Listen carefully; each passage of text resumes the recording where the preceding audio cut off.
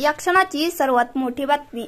शिवसेना शिंदे गटाचे नेते आणि मंत्री भरत गोगावले यांनी नारायण राणे यांच्याबद्दल केलेल्या वक्तव्य सध्या वादाचा विषय ठरत आहे. नारायण राणे हे असेच मोठे झाले नाहीत, त्यांनी त्यासाठी मर्डरही केले आहेत, असं वादग्रस्त वक्तव्य गोगावले यांनी केलं. विशेष म्हणजे त्यांनी हे वक्तव्य राणेंच्या सिंधुदुर्गात जाऊन केलं आहे.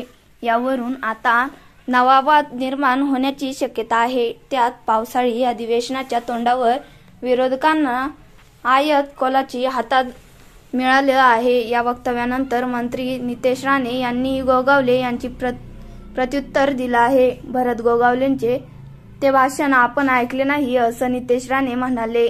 आपण ते जे काही बोलले त्यावर त्यांनी प्रक्रिया मात्र नक्की दिली आहे. नारायण राणे हे राज्याचे मुख्यमंत्री राहिले आहेत. त्यांच्यावर कुठल्याही पोलीस स्थानकात मर्डरची केस नाही. त्यामुळे गोगावले असं का म्हणाले माहीत नाही, पण ते मला कॅबिनेट बैठकीत भेटणार आहेत. त्यावेळी ते माझ्या खांद्याला खांदा लावून उभे असतील. त्यावेळी त्यांच्या ज्ञानात आपण अधिक भर टाकू.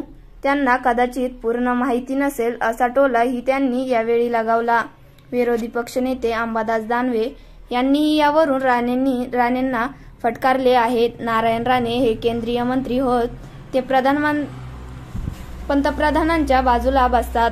अशा स्थितीत पंतप्रधानांच्या सुरक्षेलाही धोका निर्माण झाला आहे.